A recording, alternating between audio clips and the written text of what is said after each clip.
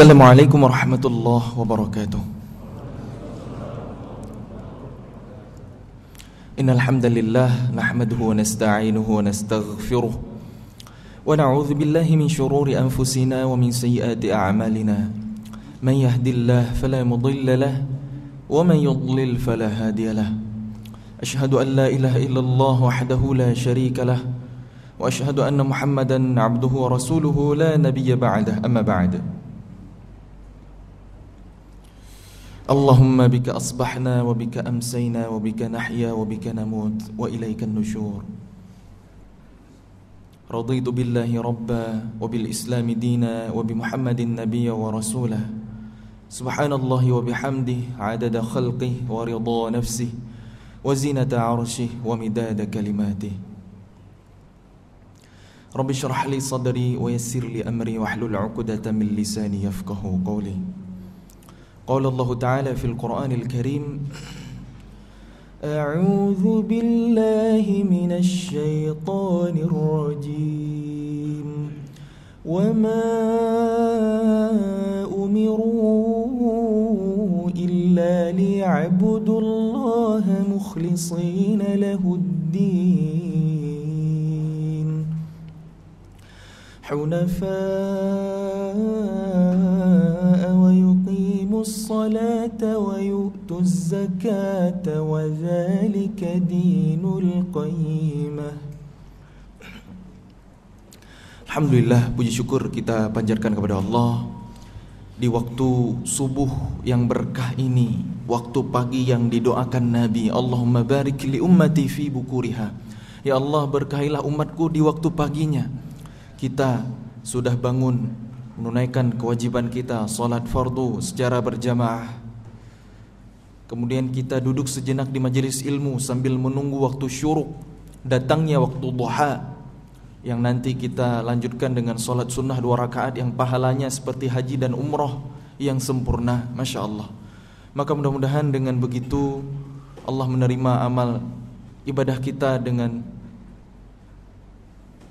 ibadah yang ikhlas niatnya karenanya, dan Allah memudahkan kita untuk berkumpul di surganya kelak. Amin. Salawat dan salam kita panjatkan kepada Allah. Semoga selalu Allah limpah curahkan kepada seorang manusia mulia, insan pilihan, idola kita semua, Nabi Muhammad SAW. Manusia pertama yang diberikan Quran oleh Allah Subhanahu wa taala, sekaligus manusia yang paling sempurna dalam mengamalkan Al-Quran. Kana khuluqul Quran, akhlak Rasulullah adalah Al-Quran. Begitu kata Sayyidah Aisyah radhiyallahu anha, istri tercinta Nabi. Maka mudah-mudahan kita bisa senantiasa bersolawat kepadanya, berusaha mengamalkan sunnah-sunnahnya.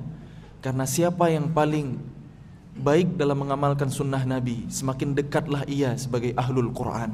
Sebab nilai-nilai Al-Quran terimplementasikan dalam sunnah-sunnah Rasulullah Sallallahu Alaihi Wasallam. Mudah-mudahan kita terpilih di antara umatnya kelak yang mendapatkan syafaat. Amin ya rabbal alamin. Yang saya hormati dan saya muliakan Imam Masjid, Ta'mir Masjid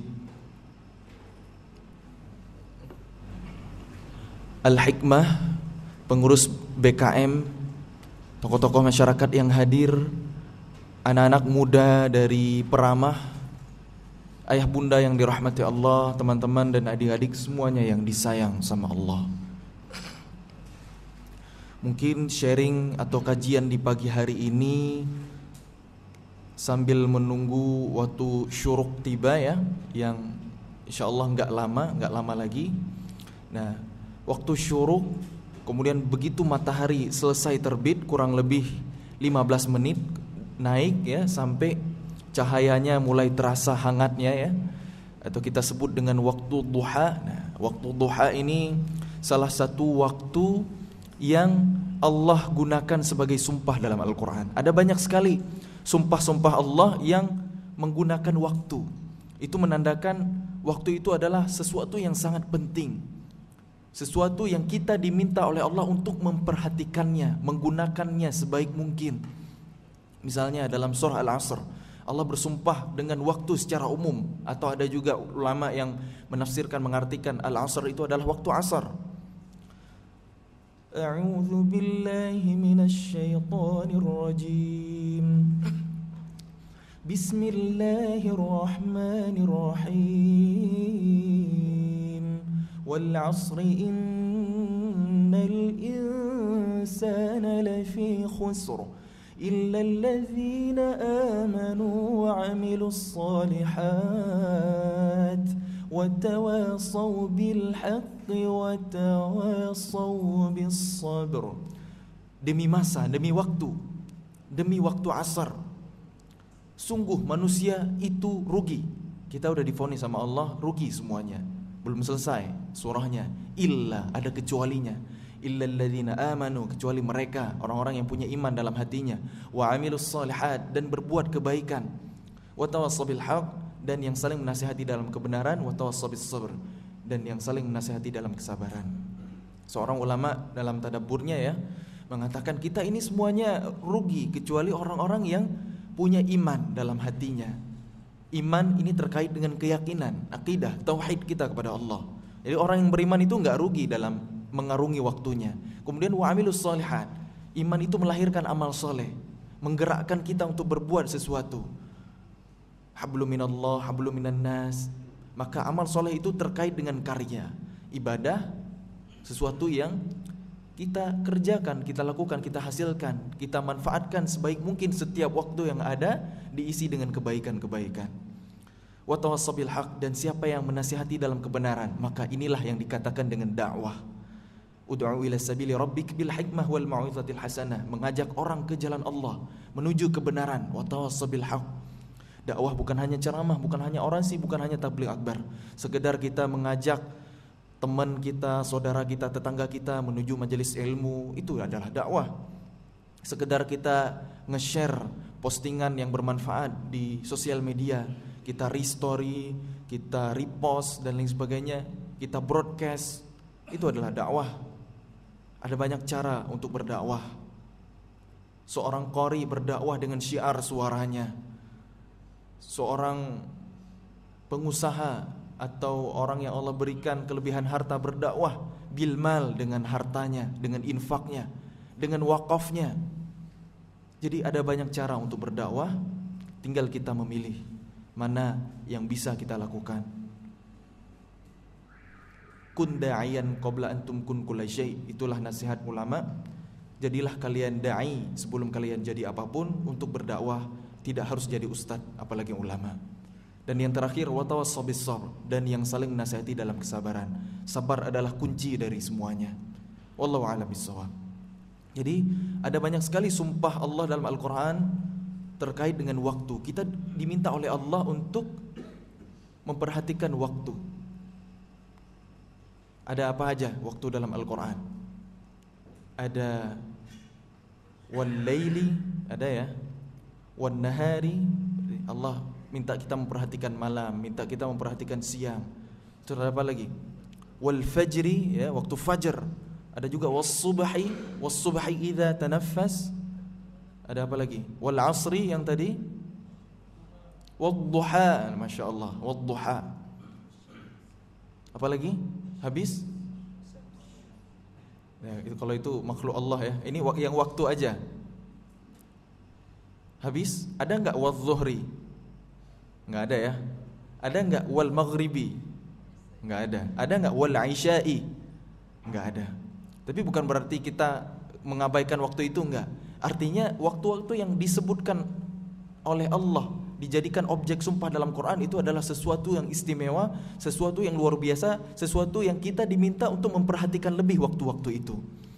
Misalnya dalam surah An-Naba Allah berfirman, وَجَعَلْنَا اللَّيْلَ لِبَاسًا, dan kami jadikan malam sebagai pakaian, sebagai selimut untuk beristirahat. وَجَعَلْنَا النَّهَارَ مَعَاشًا, dan kami jadikan siang untuk mencari kehidupan. Ini Allah yang sampaikan dalam Quran. Maka jangan dibalik hari ini. Kalau kita balik ya, malam kerja, malam begadang, siang tidur, itu kacau, rusak tubuh. Lihat aja gitu. Kalau kita membiasakan seperti itu, lihat di usia 40 ke atas, 50 ke atas, apa enggak penyakitan kita? Rasulullah itu usia 55 tahun, itu kalau saya nggak salah awal berangkat berjihad fisabilillah perang Badar itu.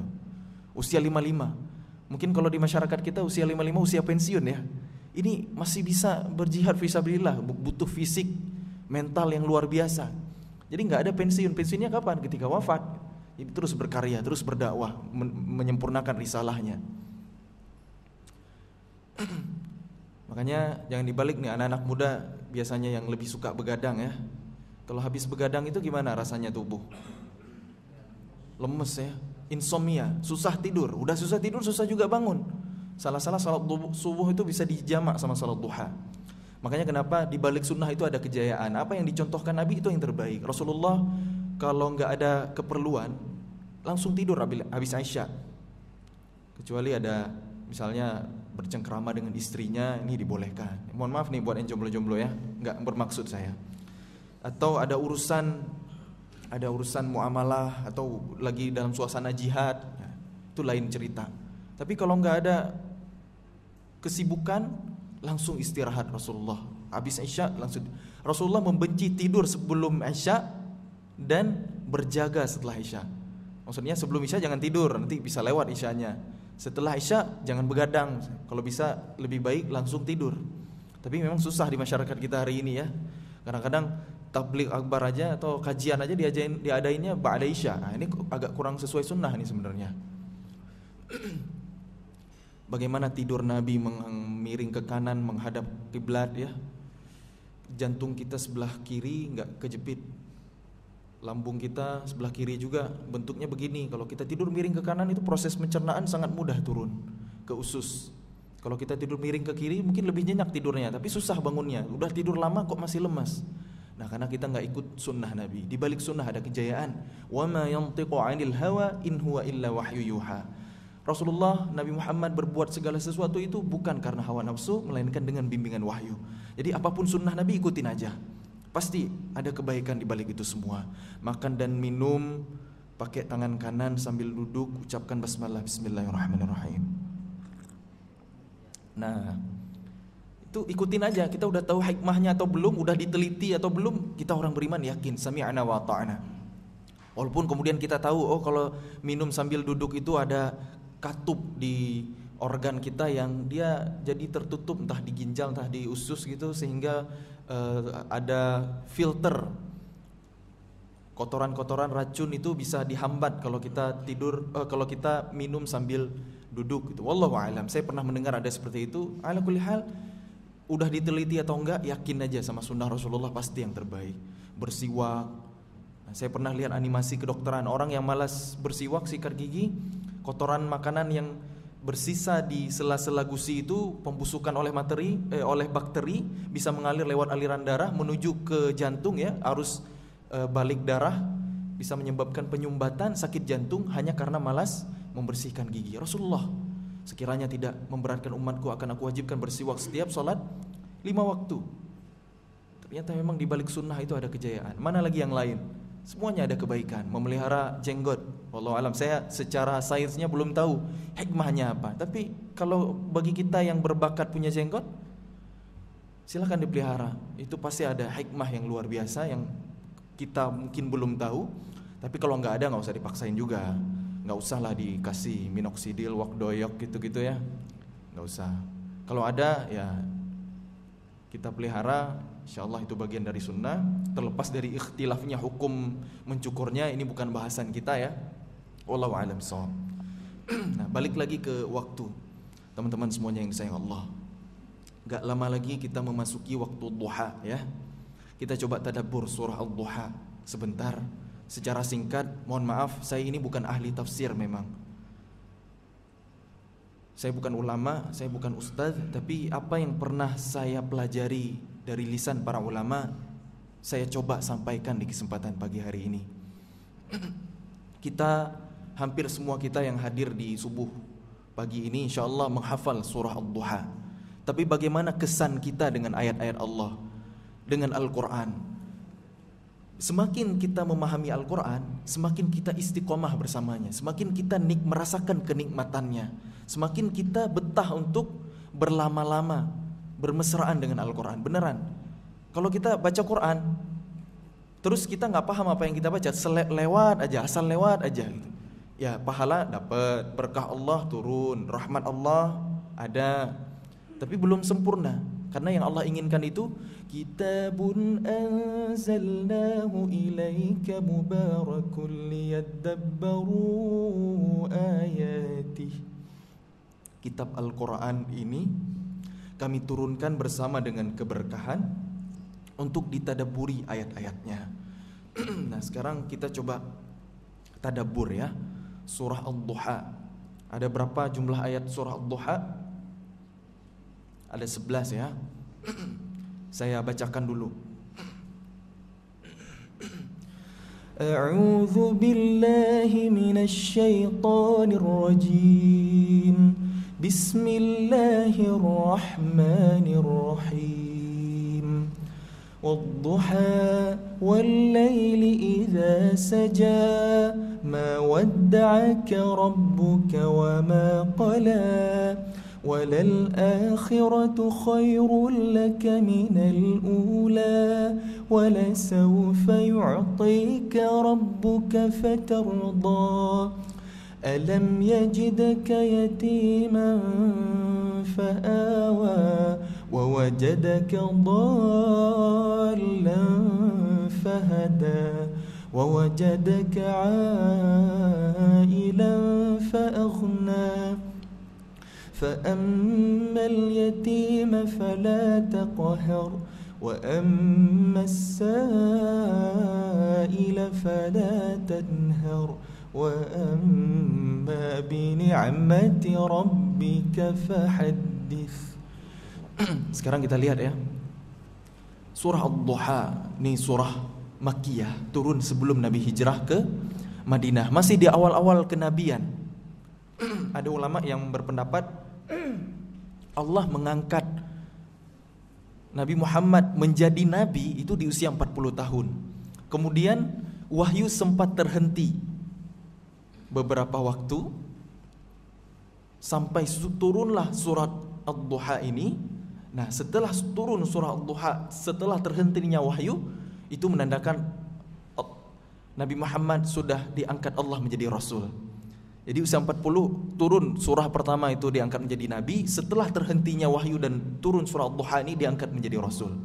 Wallahu a'lam. Nah, kenapa wahyu sempat terhenti? Wallahu a'lam. Tentu ada hikmah yang luar biasa ya. Apa asbabun nuzul dari surah Ad-Duha ini? Nah, ketika wahyu sempat terhenti di awal-awal kenabian Nabi Muhammad SAW, musuh-musuh Islam, kafir musyrikin Quraisy, petinggi-petinggi Mekah ya, mereka membuat propaganda gitu, menghina Nabi Muhammad ya, karena dakwah waktu itu belum kuat, pengikut Nabi Muhammad masih sedikit gitu.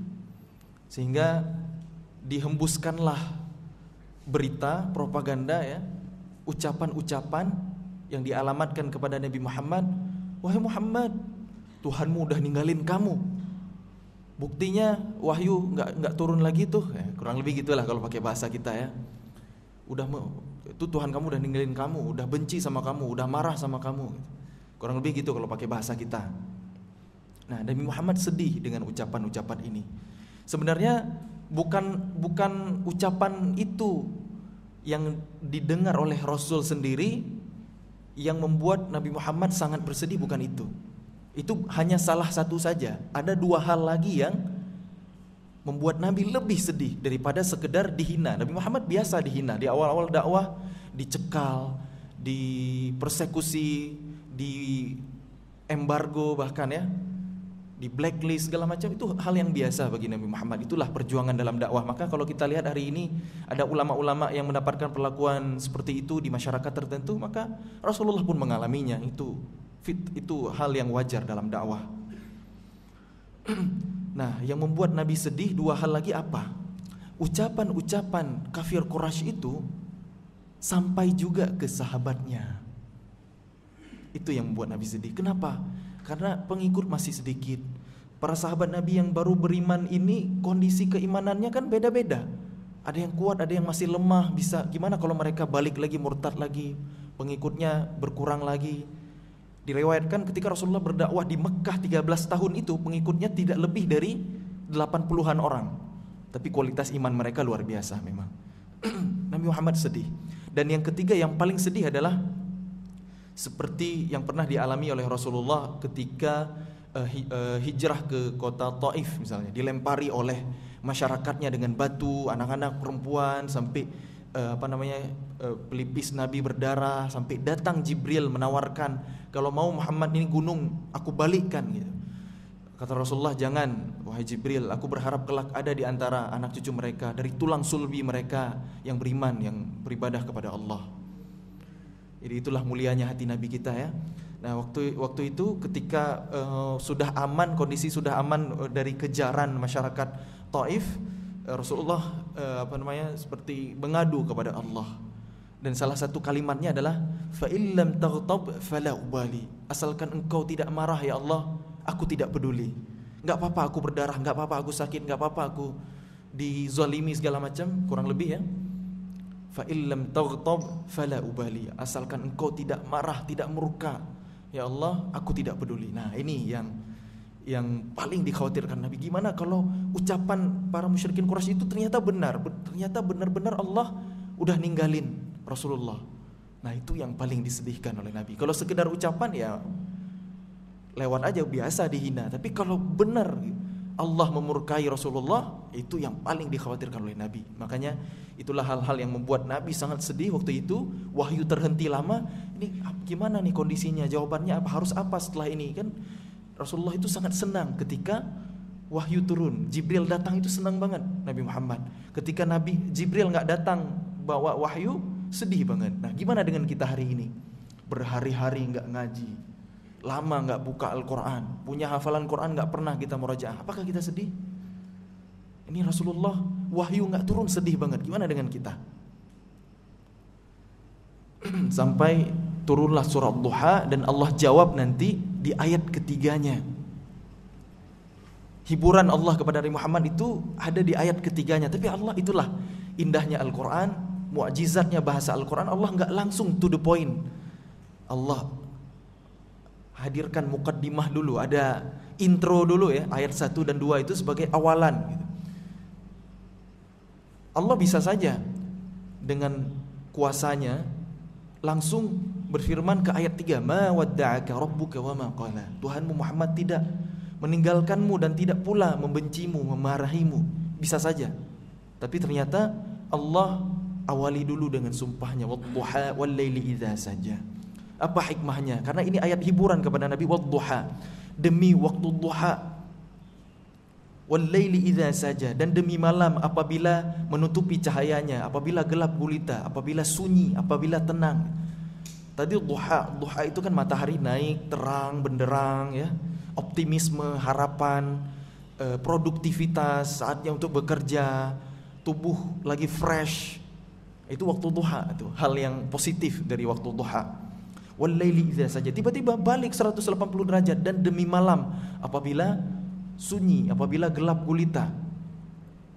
Wal laili idza saja, langsung bertolak belakang. Apa itu maksudnya? Demi waktu duha yang sebentar lagi akan tiba gitu.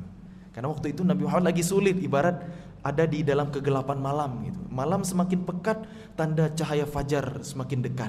Jadi kalau suatu peradaban misalnya semakin zalim, semakin parah, semakin tidak adil, semakin berat kita menjalaninya, jangan khawatir, itu pertanda cahaya fajar semakin dekat dan keruntuhan kezaliman itu tidak lama lagi.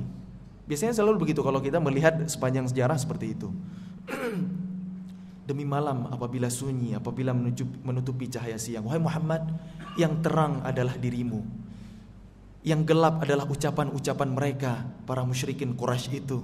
Nah, kurang lebih gitu tadaburnya. Makanya kenapa 180 derajat ya, Allah bersumpah dengan ad-duha, wad-duha ya. Asalnya kan wad-duhai, cuma berubah jadi wad-duha. Makanya dalam qiraat lain, misalnya qiraat Warsh, ada yang membaca wad-duha. Wad-duha itu kan asalnya dari wad-duhai. Ya, ketika huruf waw kemudian diikuti dengan kata setelahnya yang berharokat kasrah, maka itu artinya adalah sumpah.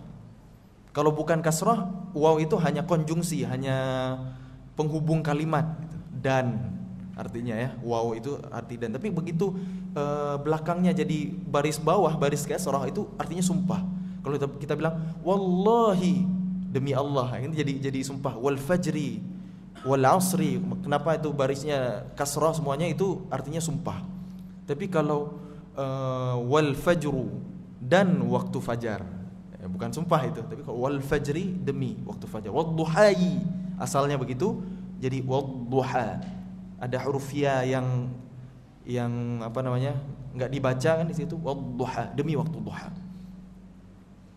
Wal laili idza saja, dan demi malam apabila sunyi gelap gulita. Ada dua sumpah Allah di sini ya, wadduha dan wal laili, betul ya?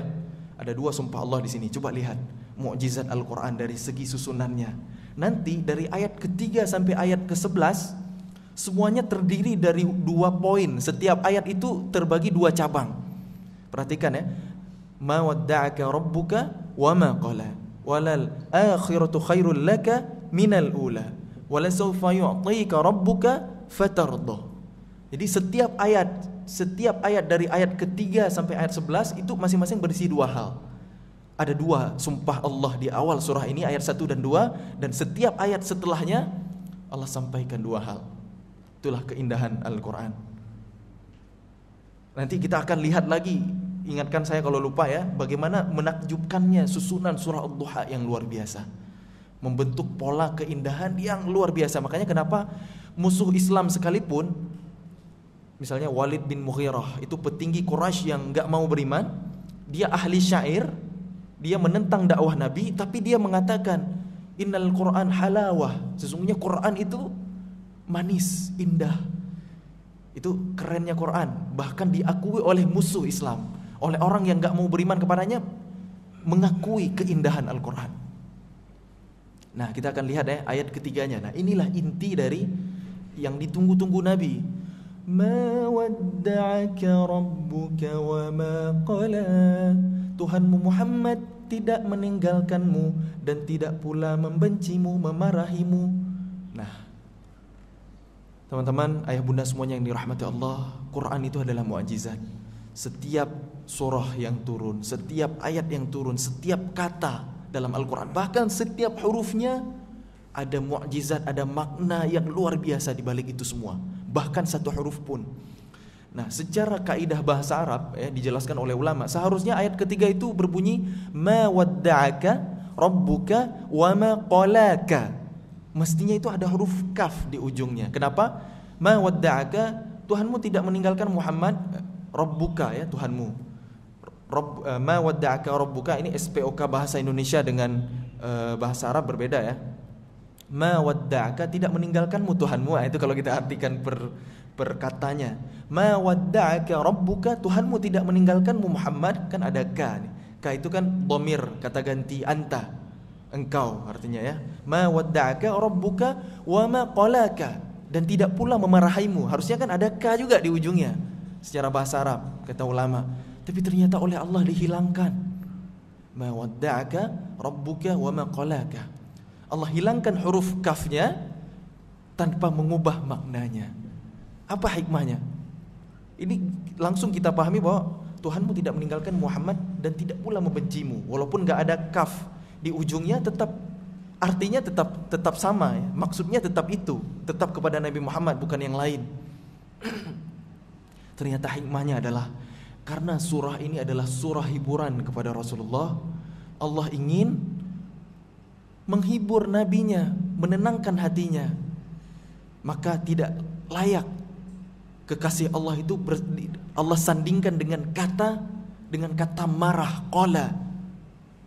Jadi Allah hilangkan untuk memberikan ketenangan kepada Nabi Muhammad SAW. Ma wadda'aka rabbuka wa ma qala. Jadi kata marah itu enggak bersanding dengan kaf, huruf kaf atau ka sebagai dhamir kata ganti Nabi Muhammad. Bisa dipahami ya? Itu luar biasanya Al-Quran. Ulama satu huruf hilang dari Quran dicari, ini apa sebabnya, apa hikmahnya. Kemudian walal akhiratu khairul laka minal ula. Dan yang kemudian itu lebih baik daripada permulaan. Ini ada dua tafsir, ada dua terjemah. Ada yang mengatakan akhirat itu lebih baik dari dunia. Ada juga ulama yang menjelaskan kehidupan Muhammad semakin lama akan semakin baik dari sebelumnya. Jadi puncak kehidupan terbaik dari Nabi Muhammad SAW adalah menjelang wafatnya di usia 63 tahun. Kenapa? Idza jaa nasrullahi wal fath. Udah menang. Inna fatahna laka fathan mubina. Al-yawma akmaltu lakum dinakum wa atmamtu alaykum ni'mati wa raditu lakumul Islam dina. Sempurna Islam. Selesai tugas dakwah. Itulah kemenangan yang luar biasa yang dirasakan Nabi Muhammad. Makanya yang akhir, yang kemudian itu lebih baik dari permulaan. Kehidupan Nabi dari waktu ke waktu itu semakin baik. Walal akhiratu khairul laka minal ula. Yang kemudian itu lebih baik bagi Muhammad daripada yang sebelumnya. Atau bisa juga kita tadabbur, akhirat lebih baik dari dunia. Ini juga ada ulama yang menyampaikan begitu. Kemudian wala sawfa yu'tika rabbuka fatarda. Wala sawfa yu'tika rabbuka fatarda. Dan sungguh kelak Tuhanmu Muhammad akan memberikan kepadamu, ya, memberikan nikmat kepadamu, memberikan karunia-Nya kepadamu sampai engkau merasa puas, sampai engkau merasa ridha. Wala sawfa yu'tika rabbuka fatarda. Dan kelak Tuhanmu akan memberikan karunia-Nya, nikmatnya kepadamu sampai engkau merasa cukup, merasa puas, merasa ridha. Udah nih, udah 3 nih, udah 3 ayat kita baca masing-masing bercabang 2. Nanti 3 ayat ini akan berulang lagi 2 kali. Kita lihat ya. Kan jumlah ayat surah Ad-Duha ini kan 11. 2 ayat awal itu sumpah 2 ya. Kemudian dari ayat ketiga sampai 11 itu berarti berapa? 9 ya. Sisa 9 ayat ya, dari 3 ke 11. Yang dari 9 itu masing-masing berisi 2 poin. Sampai selesai surah ini berisi 2 poin masing-masing ayat. Itu menjawab 2 sumpah Allah. Dan kalau kita lihat 3 yang pertama, 3 yang kedua dan 3 yang ketiga, dari 9 ayat sisa tadi ya, 9 kalau dibagi 3 kan 3. Nanti kita akan lihat ayat pertama nyambung dengan ayat pertama dari kelompok 3 kedua, akan berkaitan dengan ayat pertama dari kelompok 3 yang ketiga. Paham gak nih? Ini kalau gak ada papan tulis agak susah ngejelasinnya. Nanti ayat 3 itu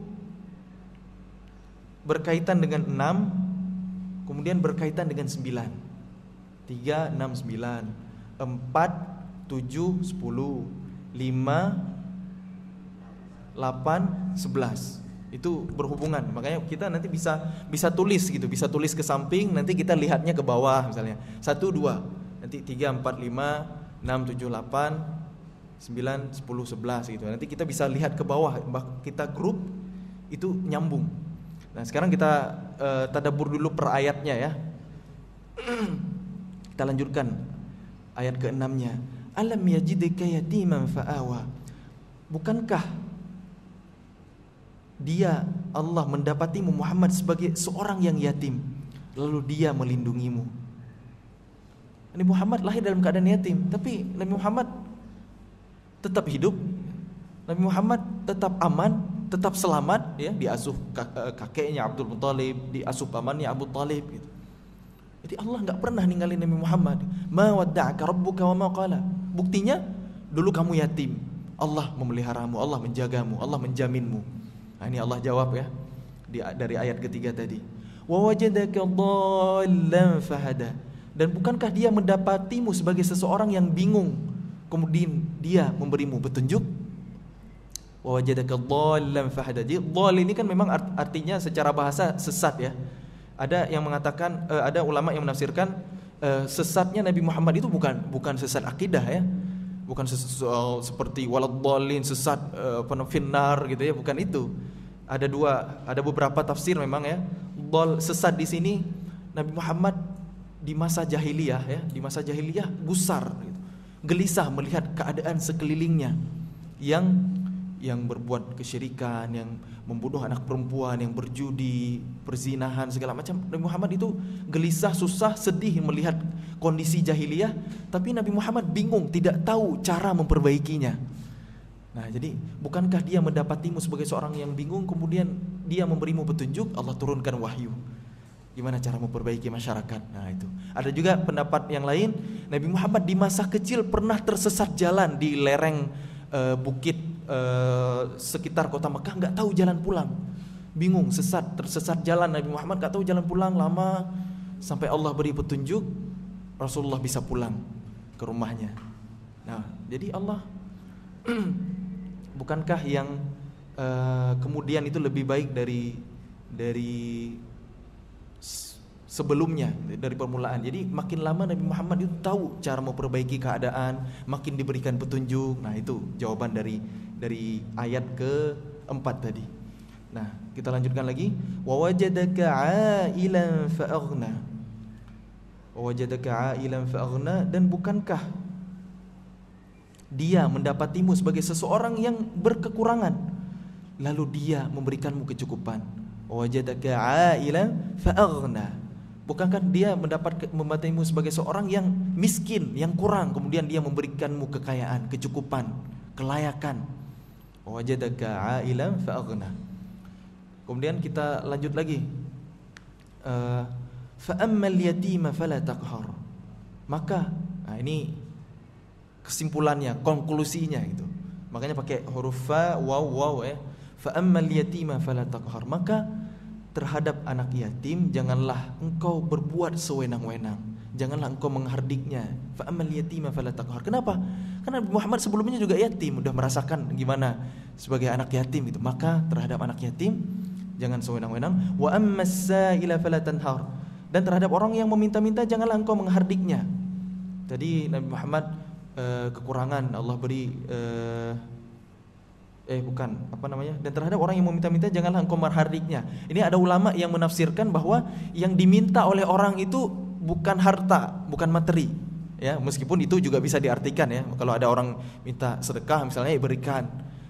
Tapi ada tafsir lain, ketika ada orang yang datang kepada Muhammad meminta petunjuk, maka berikan petunjuk itu. Seperti surah Abasa, Abdullah bin Umi Maktum datang ingin konsultasi sama Rasulullah, tapi Rasulullah yang lagi sibuk berdakwah sama petinggi, sama orang terhormat, berwajah masam waktu itu dengan kedatangan seorang kakek buta, Abdullah bin Umi Maktum, sehingga Allah tegur, Abasa wa tawalla. Itu asbabun nuzul surah Abasa, ya. Ada orang minta petunjuk, Rasulullah nggak langsung, bukan nggak mau ngasih, tapi nggak langsung gitu, nggak langsung merespon, ya. Maka mirip-mirip dengan kasus di surah Abasa. Jadi kalau ada orang yang datang, wa ammas sa'ila, apabila ada orang yang meminta kepada Muhammad, fala tanhar, janganlah engkau menghardiknya atau mengabaikannya. Allahu a'lam, ya. Kalau ada orang minta petunjuk, mau belajar agama gitu, jangan tolak gitu, ajarkan, berikan petunjuk itu. Ini tafsir lain kalau yang diminta itu bukan materi, karena berkaitan dengan ayat sebelumnya tadi. Dan yang terakhir, wa amma bi ni'mati rabbika fahaddits. Dan terhadap nikmat Tuhanmu hendaklah engkau nyatakan, syiarkan dengan bersyukur.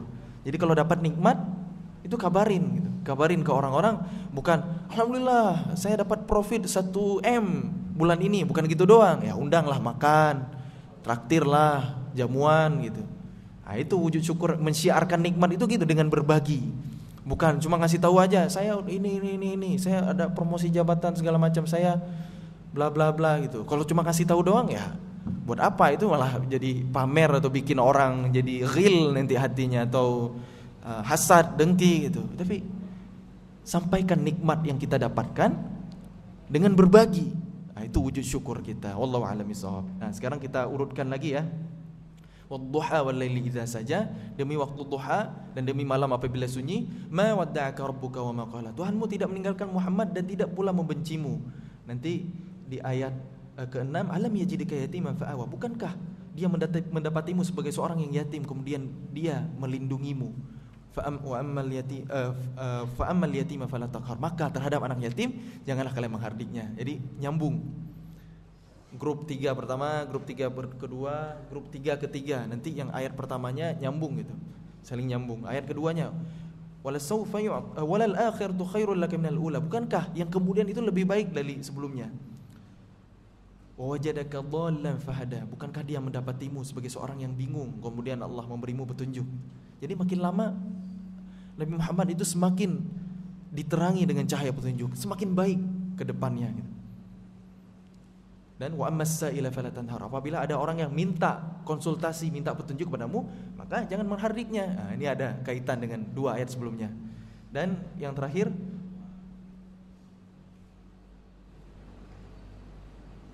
wala sawfa yu'tika rabbuka fatarda. Dan kelak Tuhanmu akan memberikan karunia-Nya, nikmatnya kepada Muhammad sampai engkau merasa puas, merasa ridha. Ayat 8-nya wajadaka ailan fa'aghna. Bukankah dia mendapatimu sebagai seseorang yang berkekurangan, kemudian dia memberimu kecukupan, kelayakan, kekayaan. Jadi sebelumnya dan tadi kan jaminan Allah, kelak Allah akan memberikanmu sesuatu sampai engkau ridha. Bukankah dia sebelumnya kamu kekurangan, kemudian Allah mencukupimu.